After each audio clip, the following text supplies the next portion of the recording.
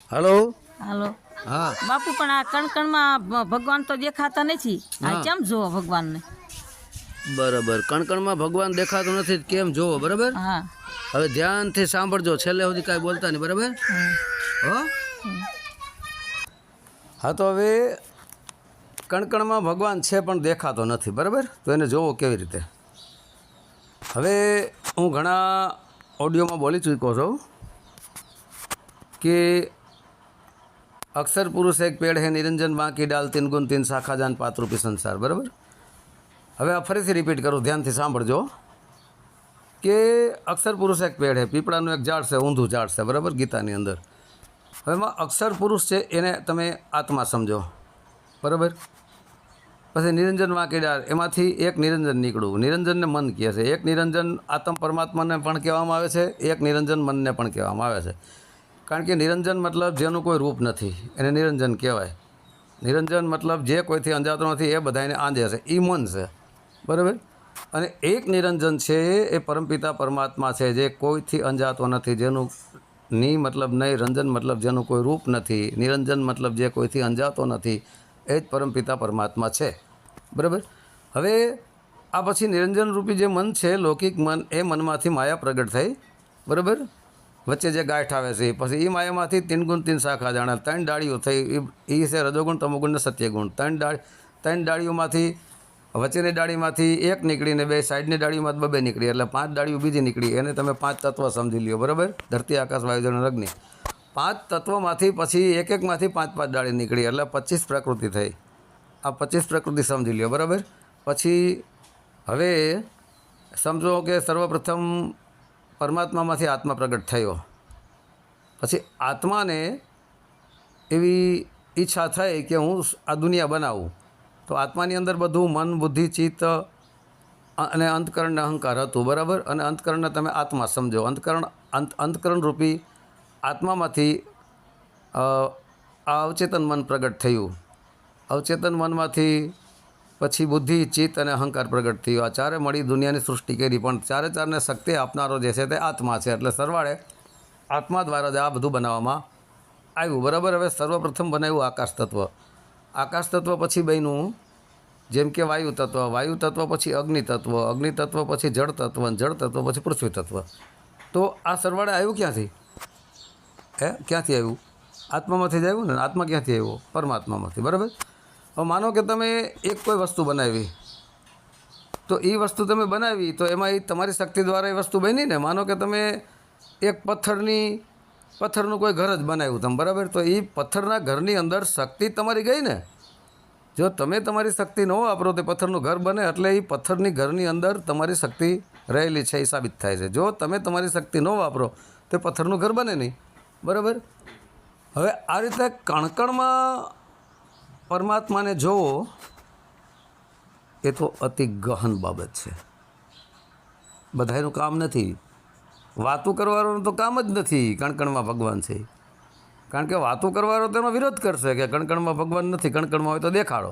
હવે દેખાડવો કેવી રીતે? એની પાસે જ્ઞાન તો છે નહીં, અહંકાર અભિમાનમાં ફરતા હોય અને કણકણમાં ભગવાન નથી દેખાતો। પણ સ્ટેપ બાય સ્ટેપ મન તમારું શ્વાસોશ્વાસની ક્રિયામાં લય કરી દો, સોહમ શબ્દ પ્રગટ થાય ને, એ સોહમ શબ્દ જ્યારે અનાદિ સોહમરૂપી પરમાત્માને ઓળખી લે છે, પૂર્ણ જ્ઞાન અવસ્થામાં આવી જાય, પૂર્ણ આત્મ જ્ઞાન અવસ્થામાં આવી જાય, જે મન, બુદ્ધિ, ચિત્ત, અહંકાર આનો લય થઈ જાય આત્મામાં, ત્યારે આત્મ અવસ્થામાં જ્યારે આવી જાય છે, આત્મ અવસ્થામાં આવ્યા પછી પરમાત્માની કૃપા થાય તો તમને એ દેખાય।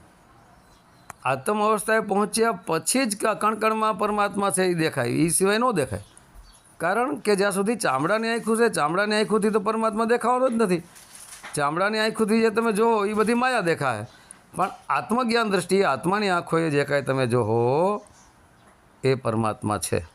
ચામડાની આંખોથી માયા દેખાય અને આત્માની આંખોથી મતલબ આત્મજ્ઞાન દ્રષ્ટિઓ, આંખો એટલે આત્માને કોઈ આંખો નથી, આત્માનું કોઈ રંગરૂપ રેખ કાંઈ છે નહીં બરાબર, પણ આત્માની આંખોનો મતલબ છે જ્ઞાન દ્રષ્ટિ, આત્મજ્ઞાન દ્રષ્ટિ। એ આત્મજ્ઞાન દ્રષ્ટિ દ્વારા જ્યારે તમે જોશો ત્યારે કણકણમાં ભગવાન તમને દેખાશે બરાબર। તો હવે આપણે એક બીજું દ્રષ્ટાંત લઈએ, બરાબર. જેમ કે માનો કે હું ઘણીવાર કહું છું કે એક વિદ્યુત બોર્ડ છે, વિદ્યુત બોર્ડ જ્યાંથી લાઇટ પ્રગટ થાય છે, જ્યાંથી વીજળી પાવર પ્રગટ થાય છે. એક દ્રષ્ટાંત છે, સમજી લેજો, બરાબર. હવે વિદ્યુત બોર્ડ જે છે જ્યાંથી વીજળી પ્રગટ થાય છે, વીજળી આમ તો પાણીમાંથી પ્રગટ થાય છે, બરાબર, પણ એ વીજળી જે વિદ્યુત બોર્ડ છે તેને તમે પરમાત્મા સમજો, બરાબર. હવે એ પરમાત્મા રૂપી વિદ્યુત બોર્ડેથી એ લાઇટનું કનેક્શન વાયરિંગ મારફતે તમારા ગામ સુધી પહોંચાડ્યું, મતલબ ગામની અંદર પહોંચાડ્યું, બરાબર. અને ગામમાં અનેક જગ્યાએ અલગ અલગ ટીસી સબસ્ટેશન આપવામાં આવ્યું હોય છે. આ વાત હું કરી ગયો છું. એ સબસ્ટેશન જે આપવામાં આવ્યું હોય એને તમે આત્મા સમજો. પછી એ સબસ્ટેશનથી વાયરિંગ તમારા ઘર સુધી કનેક્શન આવ્યું હોય એ આત્મામાંથી નીકળેલું મન તમે સમજો, બરાબર. પછી તમારા ઘરની અંદર લાઇટનું કનેક્શન આપ્યું એટલે એ કનેક્શન મારફતે તમારો પંખો ફરે, ઘરનો ફ્રીજ, એસી, ટીવી, લાઇટ, બલ્બ, ટ્યુબલાઇટ બધું ચાલુ થાય, બરાબર, તમારું ટોટલ. તો એ કોના શક્તિ દ્વારા આ એસી ને ટીવી ને પંખો અને બધું ચાલી રહ્યું છે? એ ચાલી રહ્યું છે મનરૂપી શક્તિ દ્વારા. હવે મનને શક્તિ કોણ આપે છે? સબસ્ટેશન રૂપી આત્મા. તો સબસ્ટેશનને શક્તિ કોણ આપે છે આત્માને? એ વિદ્યુત બોર્ડ પરમાત્મા, બરાબર. હવે આ જે ટીવી પંખાન છે બધા યંત્રો, એ સમજી લ્યો આપણા બધાના શરીર. આપણા બધાના શરીરને જ્યાં ત્યાં ચલાવનારું કોણ છે? વાંથી વાં દોડાવું, વાંથી વાં દોડાવું, વાંથી વાં જાવું, વાંથી વાં જાવું, મારે આમ કરવું છે, મારે તેમ કરવું છે, મારે ફલાણું કરવું છે, મારે ઢીકણું કરવું છે. એ કોણ કરે છે? એ બધી મનની કલ્પનાઓ છે. એ મનની જે આપણી અંદર કલ્પનાઓ થાય એ બાજુ આપણે દોડાદોડી કરીશું, પણ આત્મા તરફ આપણે જોતા નથી. અને આ માયાવી મનની કલ્પનાઓમાં આપણે ફસાઈ જાય છે, જાત જાતનું બધું આ મથામણ કરવામાં, બરાબર. કોઈ વાદ વિવાદ કરવામાં, તર્ક વિતર્ક કરવામાં, ખેત ખોદણી કરવામાં, હું કરવામાં, તારું મારું કરવામાં, પદ મેળવવામાં, મોટું થવામાં, એકબીજા નાના દેખાડવામાં, આમાં આપણે બધા ફસાઈ ગયા છે. આમાં ફસાઈ ગયા છે એટલે આત્મા તરફ નજર ઉઠતી નથી. કારણ કે મનની તરંગોમાં ભટક્યા કરી છે, એક ગામથી બીજા ગામને, બીજા ગામથી ત્રીજા ગામ. આ શું થયું બધું ભટકવાનું? એ મનની કલ્પનાઓ છે. મન જ જો અમન થઈ ગયું હોય, શાંત થઈ ગયું હોય તો ભટકવાનું રહેતું જ નથી, બરાબર. હવે એ જે શરીર છે, બધા યંત્રો, પંખો ને લાઇટ ને એસી ને ફ્રીજ ને ટીવી, બરાબર, એ બધા શરીરોમાં મનની શક્તિ છે, એને ચલાવનાર મન છે. હવે એ મન જે છે એ આ શરીરનો સાથ આપવાને બદલે આત્મા તરફ વળી જાય તો એ મન આત્મામાં હમાઈ ગયું. પણ એ મનને ખેંચવાવાળું આત્મા છે. આત્મા જ મનને શક્તિ આપી રહ્યો છે. હવે મન એ યંત્રોરૂપી જે આપણું શરીર છે, શરીરમાંથી મનને ખેંચી લે એટલે એ મન સમાઈ ગયું આત્મામાં, મન સ્થિર થઈ ગયું. તો ઓલું બધું જે પંખા અને એસી ટ્યુબલાઇટ ચાલતું તે બંધ થઈ ગયું. શું કામ બંધ થઈ ગયું? કારણ કે જે મન એને શક્તિ આપતું હતું, જે પાવર આપતો હતો, એ પાવર મને આપવાનો બંધ કર્યો એટલે મન ખેંચાઈ ગયું આત્મામાં, બરાબર. તો મન આત્મામાં સ્થિર થઈ ગયું એટલે સંકલ્પો વિકલ્પો બંધ થઈ ગયા એટલે આ યંત્રોરૂપી શરીર કામ કરતું બંધ થઈ ગયું. પણ યંત્રોરૂપી શરીરમાં એ શક્તિ વાયરિંગ તો જોઈન્ટ જ છે, પણ એ પાવર ત્યાં સુધી પહોંચાડવો આત્માએ બંધ કરી દીધો. કારણ કે મનને પોતાની અંદર હમાવી લીધું. જેમ કાચબો 5 અંક પોતાની અંદર હમાવી લે છે, બરાબર. શબ્દસ્પર્શ રૂપરસ ગંધ આ 5 વિષયો કાચબાએ પોતાની અંદર હમાવી લીધા, 4 પગ ને એક માથું. પછી અંદર સંકલ્પ વિકલ્પ ચાલુ થાય, બરાબર. કારણ કે આ તો બાહિર અંક ખેંચી લીધા અંદર. એટલે અંદરની જે ઇન્દ્રિયો છે જેને હું ઝીણી માયા કહું છું અને બહારની ઇન્દ્રિયો છે એ મોટી માયા છે, બરાબર. તો હવે આત્માની અંદર મન ખેંચાઈ ગયું એટલે ત્યાં પણ મન જીવિત છે. ત્યાં જીવિત છે એ અવચેતન મન છે. બહારથી ચેતન મન તમારું આત્મામાં લઈ લીધું એટલે અવચેતન મન પ્રગટ થાય. અવચેતન મન એટલે સંકલ્પ વિકલ્પો. પછી અવચેતન મન પણ જ્યારે સંપૂર્ણ રીતે આત્મામાં સમાઈ જાય એટલે સંકલ્પો અને વિકલ્પો એ બધું બંધ થઈ ગયું. તમે શૂન્ય અવસ્થામાં આવી ગયા. શૂન્ય અવસ્થા એટલે મનનું અસ્તિત્વ જ ન રહ્યું. શૂન્યથી પર મારો સાહેબો કહે છે ને, એટલે શૂન્યથી ઉપર જે સાહેબો છે એ જ પરમાત્મા, એ જ આત્મા છે. બરાબર. હવે આત્મ અવસ્થામાં આવી ગયા, કોઈ વિચાર શક્તિ રહી જ નહીં, સંકલ્પ વિકલ્પ રહ્યું જ નહીં, તો શું સત્સંગ તમે સાંભળો, કે શું સત્સંગ તમે કરો, કે શું તમે તારી મારી કરો, કે શું 52 અક્ષરી શબ્દો બોલો.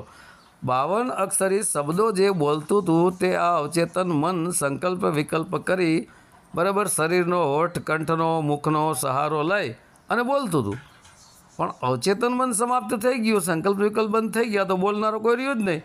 બોલનારો તો આત્મા જ હતો, આત્મા જ શક્તિ આપતો હતો. આત્માના ચારે ચાર હથિયારો પોતે સંકલ્પ લીધા અંદર, એટલે કાંઈ સંકલ્પ વિકલ્પ તો રહ્યા જ નહીં. તો આ સત્સંગ સાંભળવો એ પણ એક મનની તરંગ છે, સત્સંગ કરવો એ પણ મનની તરંગ છે, વિશેષમાં બીજું કાંઈ નથી. પણ 52 અક્ષરી સત્સંગ દ્વારા સદગુરુ દેહધારીએ જે રસ્તો બતાવી દીધો, એ રસ્તે તમે આગળ વધતા વધતા તમે આત્મ અવસ્થામાં આવી જાઓ, ત્યાં કોઈ વસ્તુ રહેતી નથી.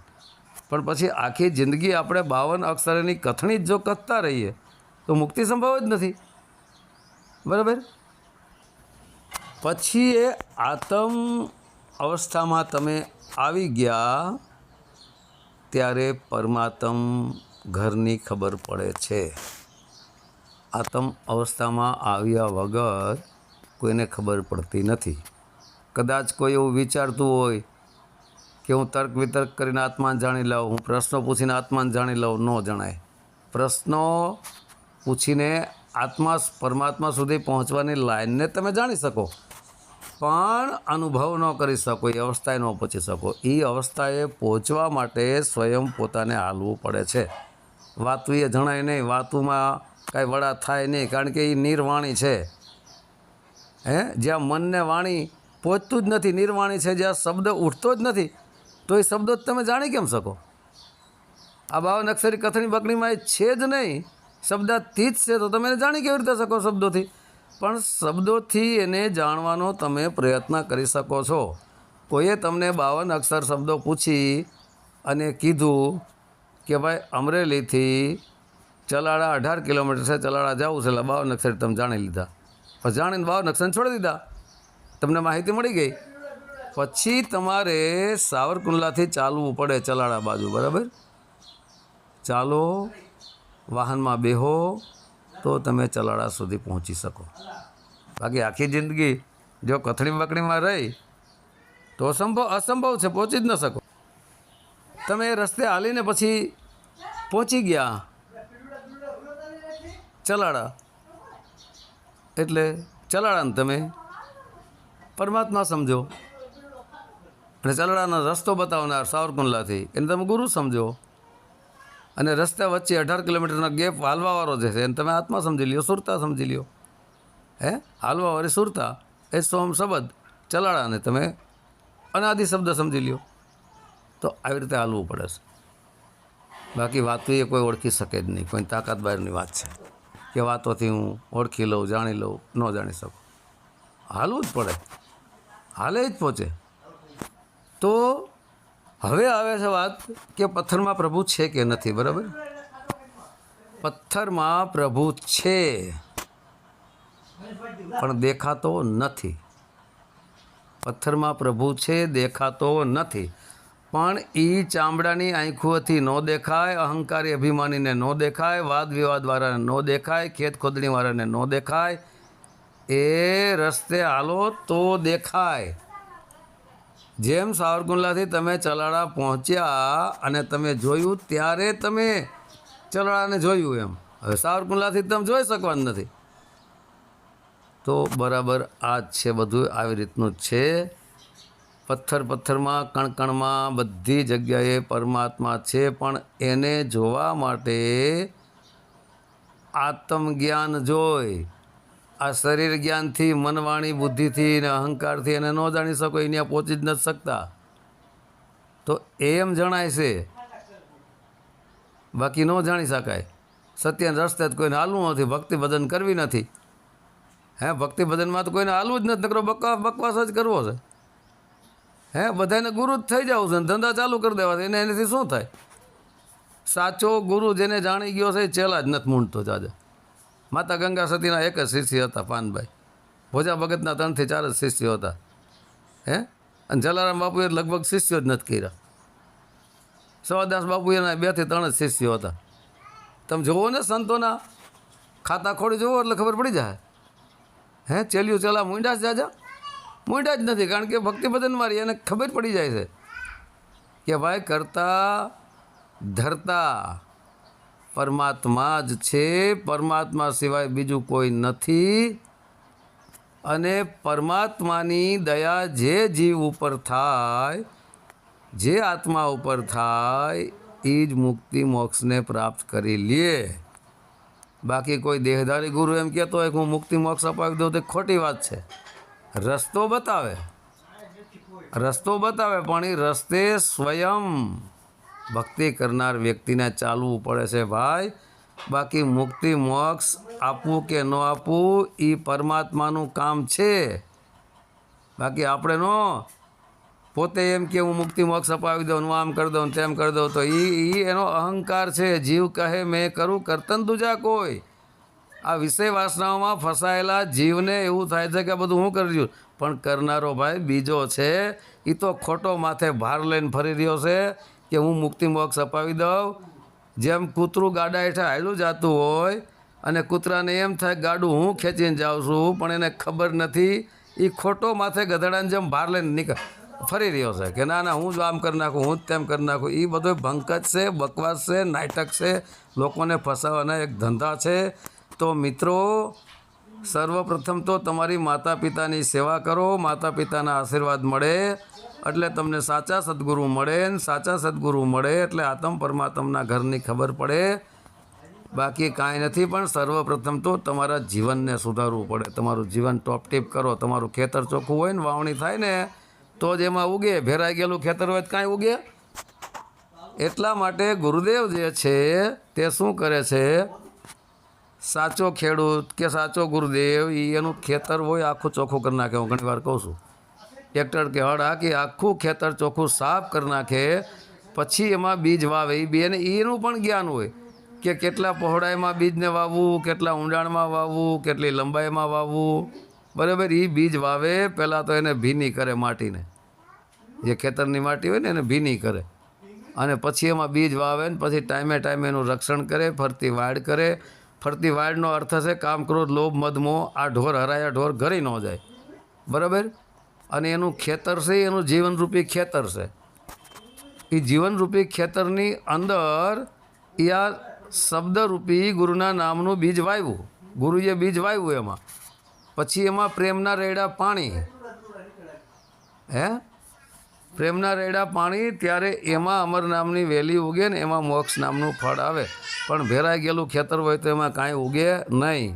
તો ખેતર ચોખ્ખું થાય ને પછી જ વાવણી હોય. માતા ગંગા સતી આ જગ્યાએ કહે જ, ઘણી વાર કહે જ છે ને કે વસ્તુ જોઈને ઓરીએ પાનભાઈ, વસ્તુ જોઈને ઓરીએ. વસ્તુ એટલે સામેવાળું ખેતર જોઈને ઓરીએ. ઓરીએ એટલે બીજ, ઓરીએ એટલે વાવવું થાય. આપણે નથી કહેતું કે ભાઈ બી ઓરવા જવું, ઓરીએ એટલે વાવવું. તો એમ મનુષ્ય એની અંદર મન, બુદ્ધિ, ચિત્ત, અહંકાર રૂપી એનું ખેતર ચોખ્ખું થયું છે કે આખું ભેરાઈ ગયેલું છે મોહમાયામાં. મોહમાયામાં જો એ ખેતર ભેરાઈ ગયેલું હોય એનું, તો એમાં બીજના અંકુર ન ફૂટે. એને ચોખ્ખું કરવું પડે છે. હવે એને ચોખ્ખું કરનારો ગુરુ છે.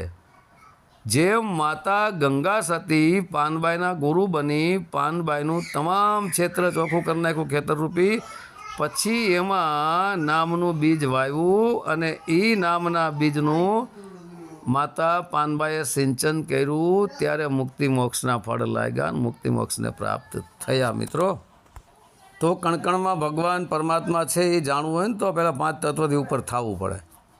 ધરતી, આકાશ, વાયુજન, અગ્નિ 5 તત્વથી ઉપર થાવ, મતલબ 5 તત્વનું જે શરીર છે એનાથી આપણે ઉપર થાય તો જ પરમાત્મા દર્શન થાય. દર્શન મતલબ એનો અનુભવ થાય, એ દેખાય, બાકી કામ નથી.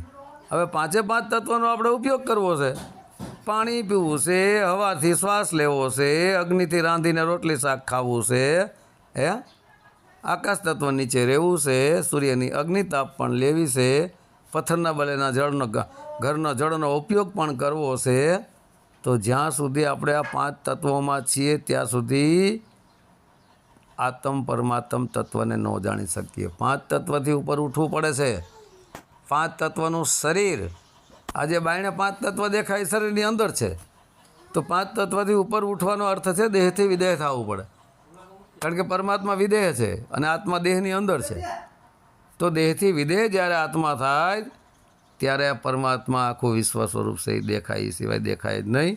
બાકી કોઈ કહેતા હોય કે મેં પરમાત્મા જોઈ લીધો છે, પરમાત્માનો અનુભવ થઈ ગયો છે, મેં શબ્દને જાણી લીધો છે, શબ્દને હું માણી લીધો છે, હું તમને બધાને શબ્દ જ્ઞાન આપી દઉં, મુક્તિ મોક્ષ અપાવી દઉં, તો એ બોલ વચન છે, એક ફિલોસોફર છે, એક ફિલસોફી છે, વિશેષમાં કાંઈ નથી, લોકોને ફસાવાનો ધંધા છે.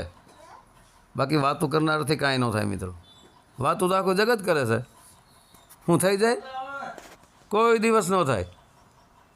મુક્તિ મોક્ષ મળી શકે નથી મળી એની ખાતરી શું?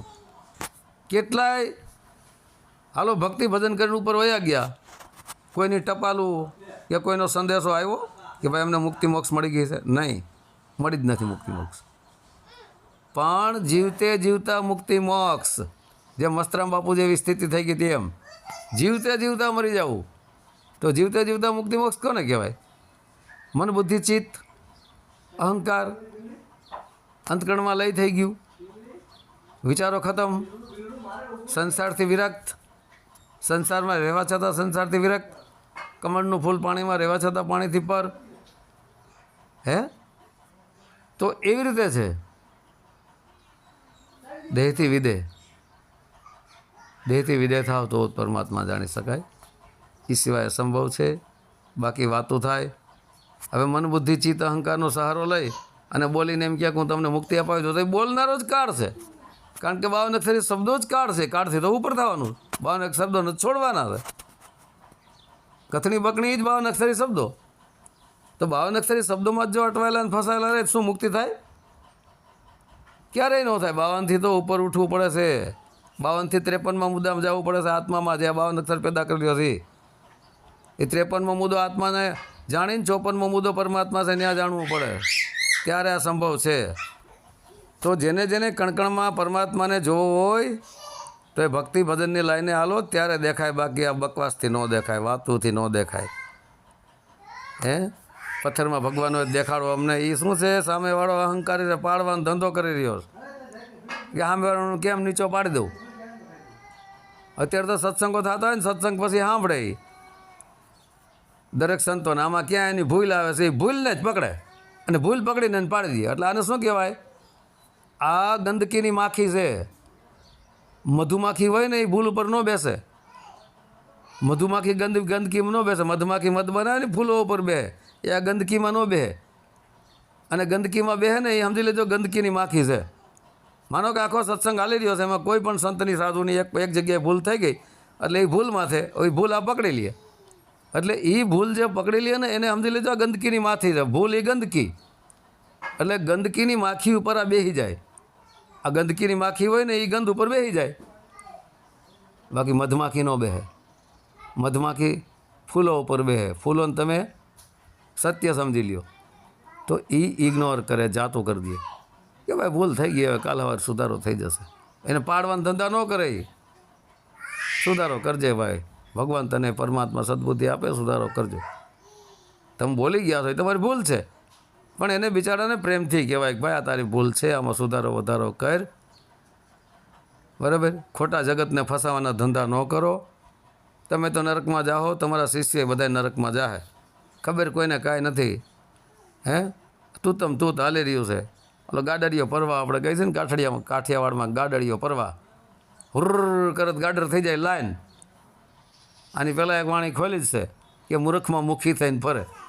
એટલે આ મૂર્ખનો સરદાર બનીને, મુખી એટલે મૂર્ખનો સરદાર.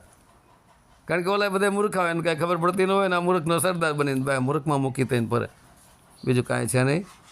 તો કહેવાનો અર્થ મારો એક જ છે કે કોઈ પણ વ્યક્તિની ભૂલો જોવાનું બંધ કરો.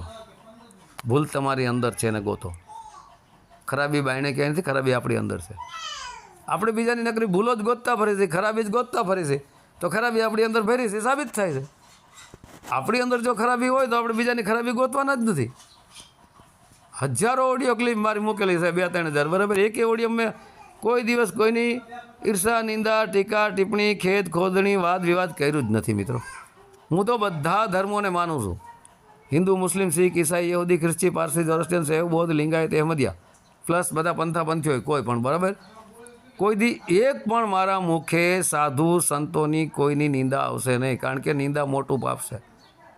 જોયા જાણ્યા વગર આપણે એને જાણતા નથી, જોતા નથી, સીધી નિંદા જ કરી નાખવાની. એ લેવલ સુધી આપણે પૂગ્યા ન હોય અને સીધી એને ઉતારી જ પાડી દેવાનો. તો આજ આપણે પાપના પોટલા ભરી રહ્યા છે. આ પાપના પોટલા છે.